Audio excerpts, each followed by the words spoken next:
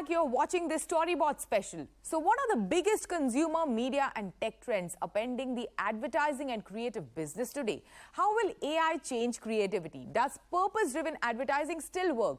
Dilshad Irani caught up with a handful of women running large global advertising networks in Cannes to get some answers. And at the very top of the world's most iconic agency is a powerful female partnership that's leading the company into a new era.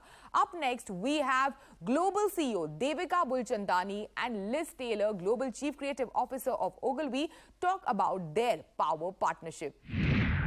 Hello and welcome to CNBC-TV18. Liz, Devika, this is absolutely awesome. I have the power duo right here with me in Cannes. How awesome is this? This is the first time the two of you all have traveled together as co-workers to Cannes. So before I get into sort of the larger industry questions and all of that, let me just talk about the relationship that the two of you have. Because you all joined Ogilvy almost around the same time or close on each other's heels. So Devika, I'm going to start with you, right? How sort of important or significant to you is Liz's presence in the company? How wonderful is it to have me as a partner? Okay, I have to tell you. And that partnership, I have to tell you a right? story, right? Yeah. I got here a few months before Liz, and I was, the first thing was who's going to be at the creative helm of this incredible agency, Iconic agency, right, of Ogilvy. Mm-hmm. And Joe Shirota introduced Liz and me together, and I was talking to Liz, and she's a really tough date. She's not like one of those people you call and she just goes, "Oh my God, how lovely. I'm so willing to meet you." She was a tough date. So I'm like trying to crack this. I'm like, I need Liz Taylor. I need Liz Taylor. One, like, come on, a name like Elizabeth Taylor, right? Like, I'm married into this celebrity name. so I'm like, I need Liz Taylor. I need Liz Taylor. I need Liz Taylor. So Rob Riley is like talking to her, and we're all trying to, soften her. So I'm like, I know what to do. I know what to do. This was COVID. We're still in the middle of COVID. Right. So I said, Liz, how about I come to Chicago and we have dinner together? Now, by the dinner way, I date. fully expected. She said, don't be silly. It's COVID. I'm not going to make you get on the plane. And I haven't gone to dinner out in 2 years, by the way. So like, Wow. And she goes, oh, that would be lovely. And I'm like, okay, I'm getting on a plane. Wow. In the there's middle no of way I would COVID. take a job Uh-huh. and not know. I mean, that partnership is so key.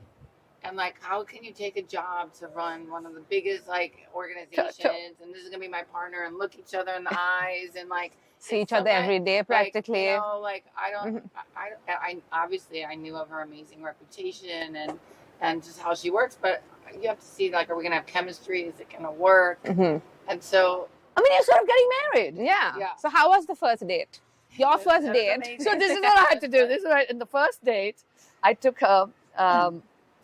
they really wooed me. I've never felt so amazing. Yeah, so at the first date, in these beautiful boxes, we had a piece of Ogilvy swag. Swag's amazing. And it said Ogilvy, And, right? And in the second red box, she opened it in exactly the same typeface with the same kerning, like everything had been thought through. It said Liz. Wow. in the Ogilvy, like That's thoughtful. And my pitch to her was like, you are going to be the one to walk in the shoes of David Ogilvy as the creative spirit and the creative soul of this organization. That was a good pitch, And then right? I'm like, man, I can't wait to pitch with you. Wasn't that a It was good like pitch? such a closing. Like, it was like, oh my God, that's a mic drop. Like, it was, The moment. it was Yeah. the moment. I also, like, it really felt like there was some, I don't know what it is, like deep down weird chemistry that we had. We had we knew of each other, but we Right. never even met. And it was Not like, even at a professional gathering, social But after gathering. that dinner, honestly, which is that's shocking, amazing. But that is why I was like, I can't take this, because mostly that's not the case. Right. And so I'm like, I cannot, have never. But it was like, you would think we'd work together, and the conversation, and it was like having the, intellectually stimulated, but also like a girlfriend, and that I've never had a partner that's a woman. And so it was like all of the magic that happened, and I don't know if I mean, I love Ogilvy. I probably would have taken it anyways. It was always my favorite job, but I was happy in my other job. It's the only job I would have left for because it was like coming home. But I needed to make sure it was right, and it was, you know, a lot. Then she tells me, one of our conversations, she tells me, oh my God, I like Shelley Lazarus, like, so on. Shelley Lazarus is my female like hero, and I'm like, oh, and I could, Shelley, I was like my hero, and I would be coming back, and she's still involved. So talk about being good in a pitch. So I get off the plane in Chicago, and I'm like, okay, what do I do now? I have this, you know, I have the gift thing and the swag. The whole, it's not the swag. It was more the symbolism of the role she's going to play. You're stepping in the shoes. You're stepping in the shoes. It's also terrifying. I was like, I mean, I the thought pressure. I was just going to be a global CCO. Not like, you know, and then I'm like, wait, she talked about Shelley. So I called Shelley. And I said, Shelley, I'm in Chicago. I just landed. On my way to see Liz Taylor. Like all of us, like Shelley Lazarus. You know, we knew each other. We worked together. Who doesn't idolize Shelley Lazarus? So I said, Shelley, can you write her a note right now? So Shelley's like, I'm on it. So by the time I get to dinner, Liz has a note from Shelley. I have like a frameable email. Like it's not a note. It is Talk like, about speed. I do have it. It's like printed. It was like the most amazing. And I love new business too. And I'm like, man, like we're gonna be good at pitches. Like I see she's treating me like a pitch. I mean, she definitely wants to win. And it's like this whole thing. It was amazing. I have to tell you one funny thing now, like, you know, 2 years later, that it's so funny that I'm like, oh my God, I must have been dying. So Devika does not carry a purse or a bag. Oh, really? But I'm like massively into fashion and love it. And she's like, we got to go. All she carries is her phone, and the back of the phone has her wallet. And I'm like, who are you? What do you do? And she's like, I don't need you. I have you. And so she jumps everything in my purse always, like her lipstick and her stuff. So she carries a lipstick for me, an eyeliner for me. If she changes purses, then she puts my stuff. But the funniest part of the story is like when we travel for work, like going on an airplane, I have my computer bag, whatever, and she always only has her phone. So all I can think of is, I still cannot believe she had to travel to visit me with these 2 bags of swag. Wow. Because she doesn't hold things. That's how much she wanted. Me. Now, it seems to me that the two of you all are the kind of CXOs that really like to get your hands dirty, right? Now, so I'm just going to come to you, Devika, and just ask you, you know, when you stepped into this organization, like you said, iconic company, very large company, what were some of the things that were top on your agenda, apart from, of course, getting Liz on board? You know, did you set any personal goals for yourself with some sort of timeline? And you mentioned that you don't, you know, you, like Liz said, you don't stick to schedules. You sort of just, you're in your head, like you said, but exaggerating a point. She's exaggerating it to make a point. No, but like, so did you set a goal for yourself that, okay, 5 months, 6 months, 12 months, this is what I'm going to do? Absolutely. You know, so actually, how far along are you on that? I'm the most impatient person in terms of needing things to happen. Yeah. The first thing on the agenda that was really clear, and Liz and I talked about it because, I mean, when I started talking to her, I was in the job, 10 days or something.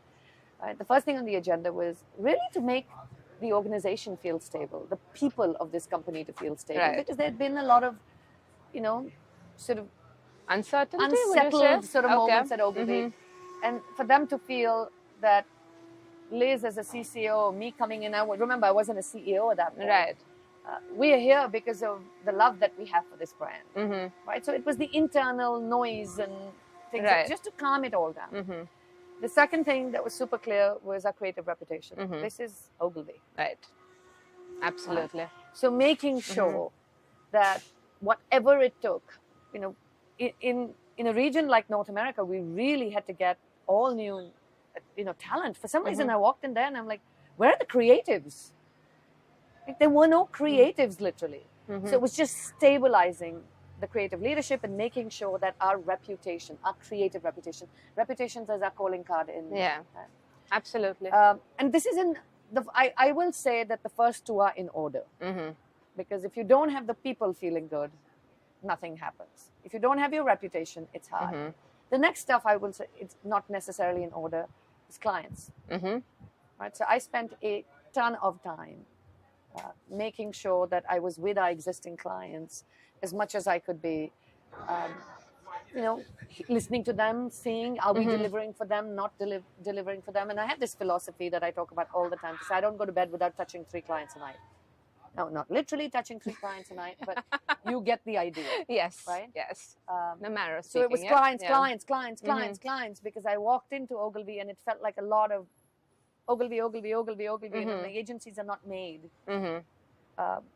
that we put PowerPoint slides about ourselves. Agencies actually made through the work that we do for our clients. Innovation in an agency happens because we did it at one client, and then it happens. And then, of course, winning new business. So there was a ruthless focus, and there still is growth. Winning fixes everything. Right. Winning new business, winning in Cannes. When an agency feels like they're a winner, they do better work for a client. They show up to a client with more bravery in sort of their core. Confidence and all of that, yeah. And the theme of all of this, like I said, is we've got to get our fundamentals right. Once you have your fundamentals right, you can innovate and stuff. So I didn't walk in here, and nor did Liz, and say, let's figure out what's our data strategy. You just got to get first the principles, right? And data is a means to an end, and I'm using data as yes. all of the stuff. I call it the plumbing. Is a means to an end.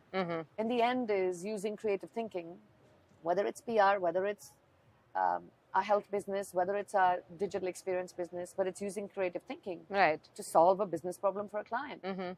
It's that simple. Do you think maybe sometimes people tend to complicate it perhaps I too much? call it complification. Yeah? Oh, there's a term? Yeah, Okay. there's the love of complication in our industry. And somehow we have come to believe that if we complicate our industry, that's our value. I think that's I think that's how we are actually taking our industry down. On that note, there was like, we were together for dinner. It was early on. It was like maybe month 2 or month 1. And we were like, do people know what Ogilvy stands for? Do they know our values? Like, it seems so simple. Like, I think they do. Maybe they don't. So that's like, I think we need like something like, what should we tell the organization our values? I'm like, you tell it, isn't it? I feel like we had a whole conversation about it. And at that dinner, it was you, me, and Joe, and Philip.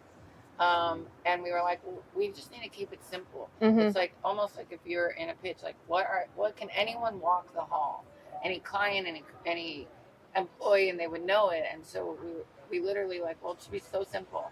And we were like, well, what if it's, something like about doing right by people, and what if it? And we're like, well, you have to have creativity in there. So it's like the best work of our lives, and like we should be all about collaboration.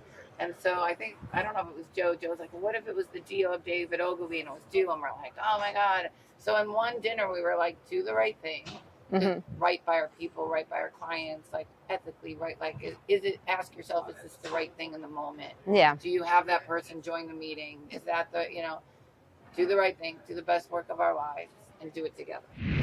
With that, it's a wrap on Storyboard this week. You can catch all of our content on Facebook, Twitter, and YouTube. Thanks for watching. We will be back same time next week. See you soon.